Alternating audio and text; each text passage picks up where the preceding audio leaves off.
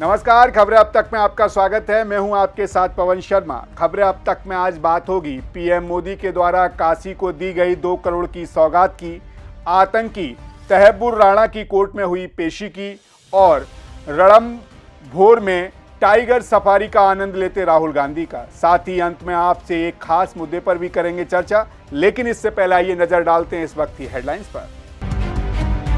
कन्हैया कुमार को पटना पुलिस ने हिरासत में लिया, सीएम हाउस का करने जा रहे थे घेराव। जीएसटी विभाग की बड़ी कार्रवाई, लखनऊ के हजरतगंज स्थित वाजपेयी पूड़ी भंडार पर मारा गया छापा। नयनार नागेंद्र होंगे तमिलनाडु भारतीय जनता पार्टी के नए अध्यक्ष, अन्नामलाई ने आगे बढ़ाया नाम। सत्ता हथियाने में लगे कुछ लोग वाराणसी में बोले पीएम मोदी। दुनिया ने देखी महाकुंभ की भव्यता, वाराणसी में बोले सीएम योगी। वक्फ कानून के खिलाफ प्रदर्शन, कोलकाता में छात्रों का मार्च, मुंबई में सड़कों पर निकले एआईएमआईएम कार्यकर्ता। छुट्टियां बिताने राहुल गांधी पहुंचे रणभोर, टाइगर सफारी का उठाया आनंद। अलीगढ़ पहुंचे अखिलेश यादव, सपा नेता की बेटी की शादी में हुए शामिल। सोने चांदी की कीमतों में बढ़ोतरी, 87,600 रुपए प्रति 10 ग्राम पहुंचा गोल्ड। भारी बढ़त के बाद खुला शेयर बाजार, सेंसेक्स 1,500 अंक चढ़ा, निफ्टी में भी उछाल। तो चलिए शुरू करते हैं खबरों का सिलसिला और गौर करते हैं अपनी पहली और खास रिपोर्ट के बारे में। प्रधानमंत्री नरेंद्र मोदी आज शुक्रवार को अपनी संसदीय क्षेत्र वाराणसी पहुंचे, जहां उन्होंने शहर वासियों को 3,884 करोड़ की सौगात दी, 44 प्रोजेक्ट का लोकार्पण किया और शिलान्यास के साथ जनसभा को संबोधित भी किया। इस दौरान पीएम मोदी ने कहा, उत्तर प्रदेश ने अपना आर्थिक नक्शा और नजरिया दोनों में बदलाव किया है। उत्तर प्रदेश अब सिर्फ संभावनाओं की धरती नहीं, बल्कि सामर्थ्य और संकल्प की सिद्धि बनकर उभरा है। आज यहां कई उत्पादों को जीआई टैग भी मिल चुका है।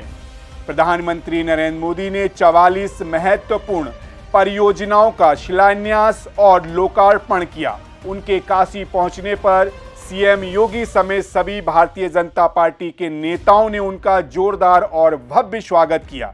इस दौरान मोदी ने काशी वासियों को संबोधित किया। मोदी ने कहा, भारत आज विकास और विरासत दोनों को एक साथ लेकर चल रहा है। इसका सबसे बेहतरीन मॉडल काशी बन चुका है, जहां गंगा जी और भारत की चेतना दोनों का प्रभाव है। पीएम मोदी ने आगे क्या कुछ कहा, आइए आपको सुनाते हैं। अगले कुछ महीनों में जब ये सारे काम पूरे हो जाएंगे, जो बनारस में आवाजाही और भी आसान होगी, रफ्तार भी बढ़ेगी और कारोबार भी बढ़ेगा। इसके साथ साथ कमाई दवाई के लिए बनारस आने वालों को भी बहुत सुविधा होगी। और अब तो काशी में सिटी रोपवे का ट्रायल भी शुरू हो गया है। बनारस अब दुनिया के चुनिंदा ऐसे शहरों में होगा जहां ऐसी सुविधा होगी। साथियों, वाराणसी में विकास का, इंफ्रास्ट्रक्चर का कोई भी काम होता है तो इसका लाभ पूरे पूर्वांचल के नौजवानों को होता है।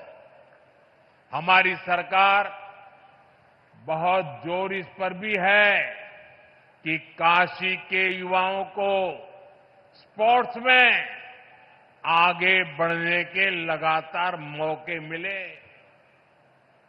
और अब तो 2036 में 2036 में ओलंपिक भारत में हो, इसके लिए हम लगे हुए हैं। लेकिन ओलंपिक में मेडल चमकाने के लिए मेरे काशी के नौजवानों, आपको अभी से लगना पड़ेगा। और इसलिए आज बनारस में नए स्टेडियम बन रहे हैं, युवा साथियों के लिए अच्छी फैसिलिटी बन रही है। नया स्पोर्ट्स कॉम्प्लेक्स खुल गया है। वाराणसी के सैकड़ों खिलाड़ी उसमें ट्रेनिंग ले रहे हैं। सांसद खेल प्रतियोगिता के प्रतिभागियों को इस खेल के मैदान में अपना दम दिखाने का अवसर मिला है। वहीं पीएम मोदी ने विपक्ष पर भी निशाना साधते हुए कहा, जो लोग सत्ता हथियाने के लिए दिन रात खेल खेलते रहते हैं, उनका सिद्धांत है परिवार का साथ, परिवार का विकास। जाहिर है विधानसभा चुनाव की ऐतिहासिक जीत, महाकुंभ का भव्य आयोजन संपन्न होने के बाद प्रधानमंत्री का काशी में ये पहला दौरा था। वैसे तो प्रधानमंत्री नरेंद्र मोदी गुजरात के मूल निवासी हैं, वहीं मुख्यमंत्री भी रहे।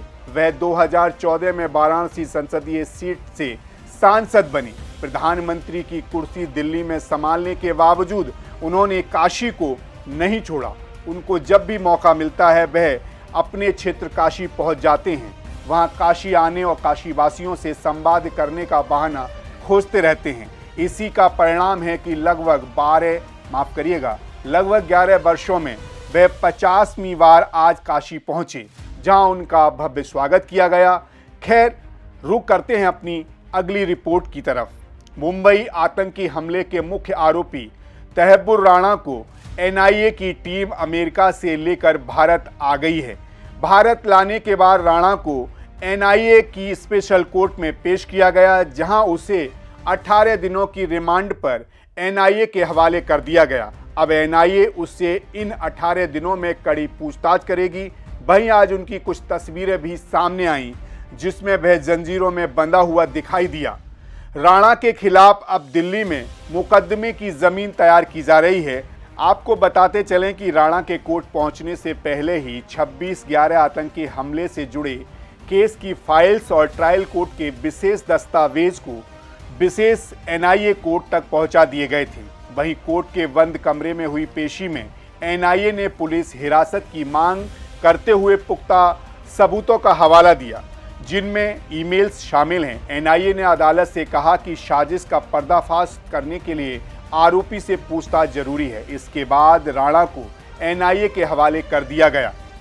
कोर्ट में पेशी के दौरान एनआईए ने जो सबूत रखे, इससे साफ पता चलता है कि राणा किस तरह फंसा है। लेकिन अभी असली खेल तो बाकी है, क्योंकि जैसे जैसे राणा मुंह खोलेगा कई चेहरे बेनकाब होंगे। एनआईए ने वो तस्वीरें भी शेयर की हैं जिसमें जब तसब्बुर राणा को भारतीय टीम को सौंपा गया तो किस हालत में वह नजर आ रहा था। हाथों से लेकर कमर तक में हथकड़ी में बंधा हुआ वह काफी बेबस दिख रहा था। इससे पहले राणा की पहली तस्वीर सामने आई थी, जिसमें वह सफेद दाढ़ी, काले चश्मे और भूरे लवादे में नजर आ रहा था। एनआईए ने खुद ये तस्वीर जारी की है। एनआईए के अफसर दोनों ओर से उसका हाथ पकड़े हुए नजर आ रहे हैं।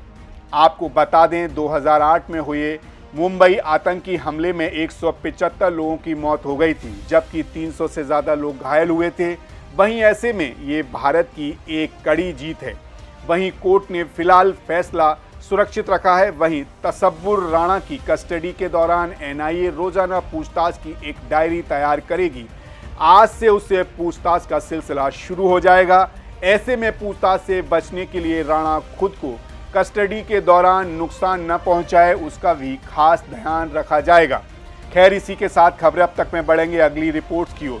लोकसभा में विपक्ष के नेता राहुल गांधी इन दिनों छुट्टियां बिताने राजस्थान के सवाई माधोपुर स्थित रणथंभौर के दौरे पर हैं, जहां उन्होंने टाइगर सफारी का आनंद लिया। इस यात्रा में उनके साथ कुछ विदेशी अतिथि भी शामिल रहे, जो टाइगर सफारी का आनंद लेते हुए दिखे। वहीं राहुल गांधी ने आज एक बार फिर रणथंभौर नेशनल पार्क में जाकर बाघों को देखा। इस दौरान वो बाघ और बाघनियों ने भी राहुल गांधी पर मेहरबान रहे। आज सुबह सफारी पर जाने से पहले उन्होंने कांग्रेस के कार्यकर्ता छुट्टन मीणा के साथ रणथंभौर के मुख्य प्रवेश द्वार पर फोटो भी खिंचवाई। गौरतलब है कि कांग्रेस नेता राहुल गांधी अहमदाबाद में आयोजित कांग्रेस के राष्ट्रीय अधिवेशन से गुरुवार को सीधे अहमदाबाद से जयपुर पहुंचे और फिर जयपुर से सड़क मार्ग से सवाई माधोपुर के रणथंभौर गए। आपको बता दें, राहुल गांधी का रणथंभौर से गहरा लगाव है। राहुल गांधी की बहन और वायनाड सांसद प्रियंका गांधी भी अक्सर रणथंभौर भ्रमण के लिए सवाई माधोपुर आती जाती रहती हैं। प्रियंका गांधी तो साल में करीब 2 से 3 बार यहां आती हैं।